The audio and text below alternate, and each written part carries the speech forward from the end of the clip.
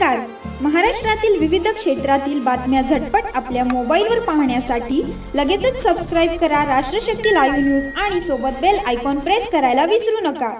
माझा मानाचा जय मल्हार. मी आज आपल्या समोर आमदार गोपीचंद पडळकर म्हणून बोलत नसून या महाराष्ट्रातील बहुजन पुत्र गोपीचंद पडळकर म्हणून मी आज तुमच्याशी बोलणार आहे. आजची ही प्रेस महाराष्ट्रातील सांस्कृतिक विविध परंपरा या विषयावरती असणार आहे. त्यामुळे तुम्हा सर्वांना माझी नम्रतेची विनंती आहे की हा विषय सोडून कोणत्याही दुसऱ्या विषयावरती आज मी भाष्य करणार नाही. महाराष्ट्र हा बहुसंख्य बहुजन समाजाचं राज्य आहे. या सर्वांची ठेवण वेगवेगळी आहे. सांस्कृतिक परंपरा, पोशाखाच्या परंपरा, त्यांच्या लोककला ह्या विविधतेनं नटलेल्या आहेत. वेगवेगळ्या लोककला, वेगवेगळी संस्कृती, वेगवेगळी भाषा असताना सुद्धा आपला महाराष्ट्र हा एकात्मतेचं एक आदर्शवर्त राज्य आहे. गावगाड्यामध्ये अनेक वेगवेगळ्या परंपरा आहेत, संस्कृती आहेत. आणि आता आपण सगळे आधुनिकतेकडे चाललेलो असताना आपलं निसर्गाशी सुद्धा नातं वेगळ्या पद्धतीचं जोडलं गेलेलं आहे. काही प्रस्थापित संस्कृती या महाराष्ट्रातील बहुसंख्य बहुजनांच्या परंपरा, संस्कृती दाबण्याचा प्रयत्न करतायत. या महाराष्ट्रातील बहुसंख्य बहुजन वर्ग राजकीय प्रतिनिधित्व मिळण्यासाठी धडपडतोय. त्याचबरोबर आपल्या परंपरा, आपली संस्कृती, आपली बोलीभाषा, आपली खाद्य संस्कृती जपण्यासाठी संघर्ष करतोय. बहुजन समाज हा विखुरलेला समाज आहे. संख्येनं नंबर 1 असणारा समाज विखुरलेला असला तरी तो एका ठिकाणी एकत्रित येतो.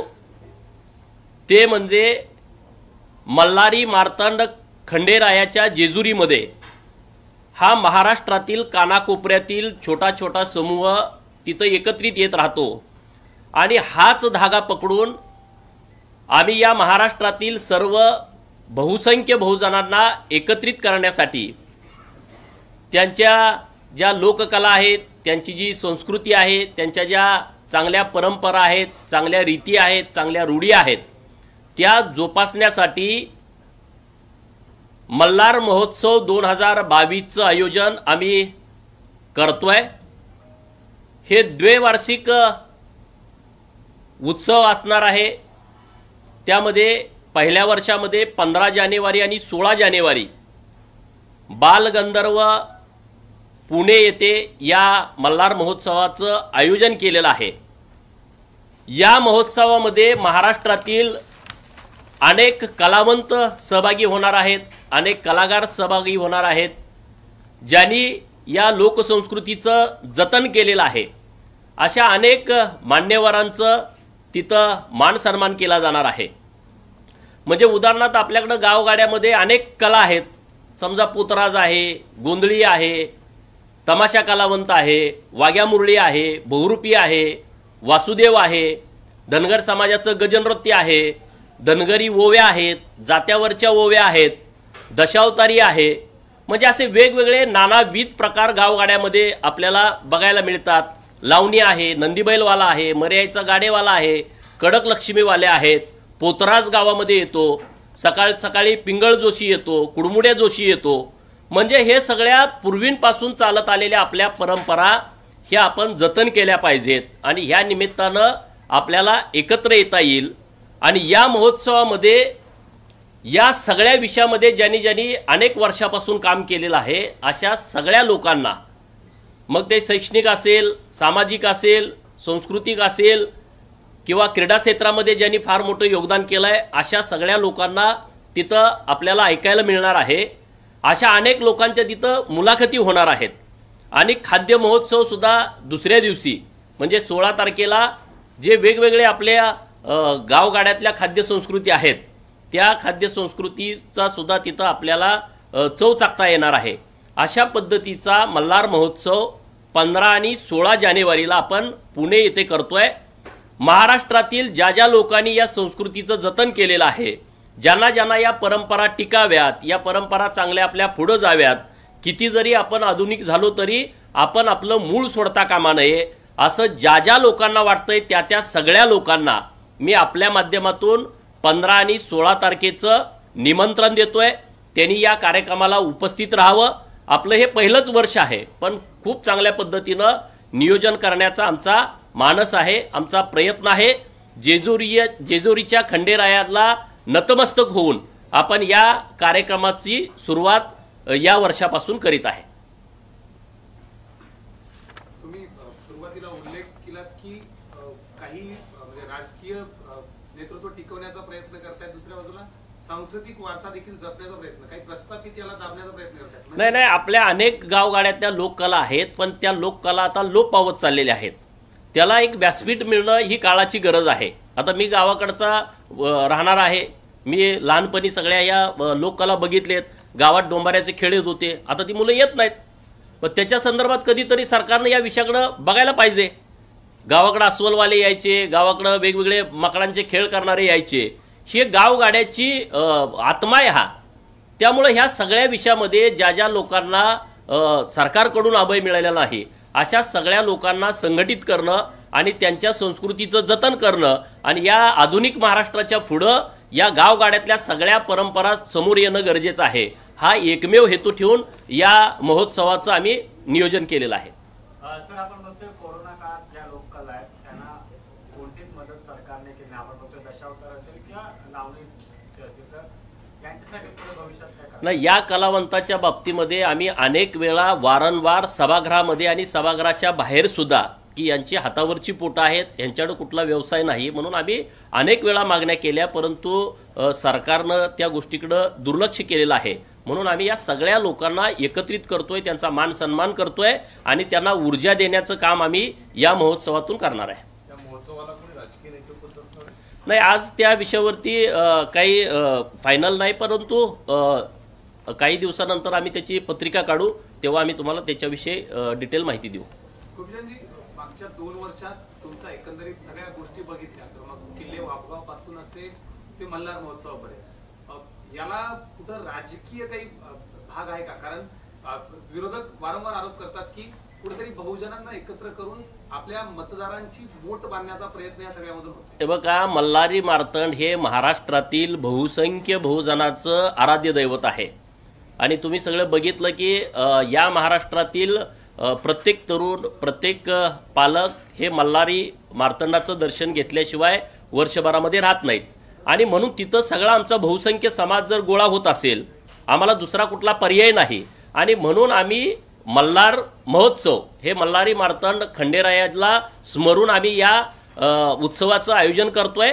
आणि त्यामुळे ह्यामध्ये राजकारण करायचा विषय नाही. आम्ही एकत्र आलं पाहिजे, आम्ही एकमेकाशी बोललं पाहिजे, आमच्या संस्कृतीची आदानप्रदान झाली पाहिजे, आमच्या लोककला काय आहेत ते एकमेकांना कळालं पाहिजे, जुन्या ज्या लोककला लोप पावत चाललेल्या आहेत त्यांना परत ऊर्जित अवस्था आली पाहिजे. यासाठी हा सगळा आमचा प्रयत्न आहे. यामध्ये कुठलाही राजकीय रंग, राजकीय वास या महोत्सवाला असायचं कारण नाही. कारण हा उत्सव म्हणून, हा सण म्हणून आम्ही साजरा करतोय.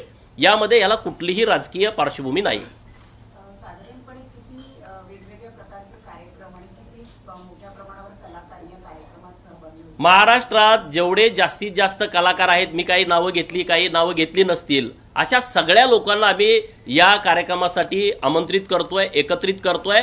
आणि मला वाटतंय की बहुसंख्य लोक कलावंत या कार्यक्रमामध्ये उपस्थित राहतील. आणि पहिल्यांदा असा एक आगळा वेगळा कार्यक्रम की जो गावगाड्यातला माणूस आहे त्यांना कधी असं व्यासपीठ मिळालं नाही, असा एक खूप चांगला कार्यक्रम आम्ही या माध्यमातून आयोजित करतोय. जवळपास जेवढ्या गावगाड्यामध्ये या संस्कृती आहेत, लोककला आहेत, त्या सगळ्या लोक कलाकारांना आम्ही बोलवण्याचा प्रयत्न करतोय आणि निश्चितपणे ते सगळेजण यामध्ये सहभागी होतील.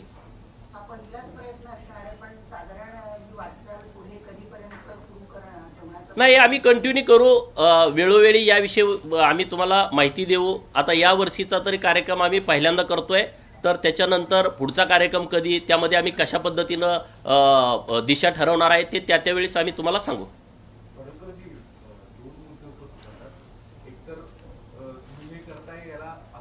म्हणतात की थेट पडळकरांना धनगर समाजाची वोट एक हाती नेतृत्व बांधायचं काम करायचं आहे, मग ते वेगवेगळ्या राजकीय प्लॅटफॉर्म वापरतात.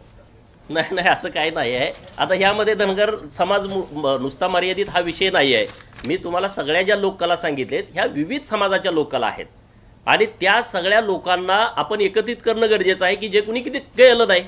आता जे कुणी कधी केलं नाही त्यात माझा दोष काय आहे? मी या सगळ्या लोकांना एकत्रित बोलवून त्यांना मानाचं स्थान देण्याचा आम्ही प्रयत्न करतोय आणि त्यांच्याही मनामध्ये ऊर्जा तयार व्हावी की बाबांनो, आपण आपल्या किती जरी मोठं झालो, आपण किती जरी आधुनिकतेकडे गेलो तर आपण आपलं मूळ विसरता कामा नये. म्हणजे मी हा पहिलाच कार्यक्रम करतोय असं नाही. मी जेव्हा अहिल्य जयंती साजरी केली तेव्हाही मी आमच्या लोकांना सगळ्यांना आपला जो पोशाख आहे तो वेगळा आहे, त्याला वेगळं पण आहे आणि मी स्वतः तो पेहरावा केला आणि मी तो 31 मेचा आमचा जो आनंदाचा दिवस आहे तो आम्ही साजरा केला. त्यामुळे यामध्ये असा काही कुठला हेतू नाही. पण जी गावगाड्यातली सगळी लोक या सगळ्या प्रवाहामध्ये बाजूला पडतायत आणि त्या लोककलेकडे बघण्याचा दृष्टिकोन नवीन पिढीचा बदलला पाहिजे. नवीन पिढीला आपल्या गावगाड्यातल्या महाराष्ट्राच्या लोककला काय त्या समजलं पाहिजे. ते समजायला दुसरा कुठला आता मार्ग नाही. म्हणून आम्हाला त्या सगळ्यांना एकत्रित करून या आमच्या सगळ्या नवीन पिढीला, लहान मुलांना हे कळालं पाहिजे की महाराष्ट्र हे विविधतेनं नटलेलं राज्य आहे. आपल्या महाराष्ट्रामध्ये अनेक जाती धर्म आहेत आणि ते वेगवेगळ्या संस्कृतीचे आहेत. त्यांच्याकडे खाद्य संस्कृती वेगळी आहे, त्यांचा पेहरावा वेगळा आहे, त्यांच्या लोककला वेगळ्या आहेत आणि हे जर एकत्रित नाही आलं तर नवीन पिढीला कळणार नाही. म्हणून आमचा हेतू हा स्वच्छ आणि स्पष्ट आहे की नवीन मुलांना हे समजलं पाहिजे की आपण कुठल्या परंपरेतून पुढे आलेलो आहे आणि त्या चांगल्या परंपरा आहेत त्याचं जतन केलं पाहिजे. यासाठी आमचा हा प्रयत्न आहे. महाराष्ट्राच्या कानाकोपऱ्यातून सगळीकडून लोक येणार आहेत. मी ज्या तुमच्याकडे लोककला सांगतोय, आता हेळवी समाज हा खंड महाराष्ट्रभर फिरतो. तो दुर्लक्षित समाज आहे जो गेल्या 18 पिढ्यांपासून आपलं रेकॉर्ड त्यांच्याकडे आहे. म्हणजे तहसील कार्यालयात एखादं रेकॉर्ड आपलं मिळणार नाही, परंतु हेळवी समाजाकडे सगळं मिळतं. तुमची मुलगी कुठं दिल्या, तुमचा मुलगा सासरवाडी कुठले, आजोबा कुठले होते, पंजोबा कुठले होते, खातपर पंजोबा कुठले होते, हे कुठं सरकारी दरबारी नाही आहे. मग हे महाराष्ट्राच्या कानाकोपऱ्यामध्ये फिरतात लोक. अशा सगळ्या लोकांना आम्ही एकत्रित करतोय. त्यामध्ये कुठलं असं नाही पश्चिम महाराष्ट्र येईल, विदर्भ येईल, खानदेश येईल, मराठवाडा येईल, कोकणातली लोक येतील, मुंबईमध्ये काही लोक गावाकडून येऊन स्थायिक झालेत, अशी सगळी लोक या महोत्सवामध्ये सामील होतील. नागपुरात खासदार महोत्सव सुरू आहे नितीन गडकरी साहेबांचा. तिथं उद्घाटनाला विशेष सेलिब्रिटी लोक येतात, तसं काही उद्घाटनाला माणूस आहे? नाही, अजून आमचं काही उद्घाटनाच्या संदर्भातलं आमचं फायनल काही झालेलं नाही. जेव्हा होईल तेव्हा मी तुम्हाला सांगेन. दुसरा प्रश्न असा आहे की एसटी महामंडळाचं नाही, आता आजचा ह्याच विषयावरती विनंती आहे माझी की या विषयावरती आपण बोलू. या संदर्भात तुम्ही म्हणता की राजकीय कार्यक्रम नाहीये, तर सर्वपक्षीय राजकीय नेते किंवा कार्यकर्ते या सगळ्यांना आवाहन करायला यात सामील व्हायचं.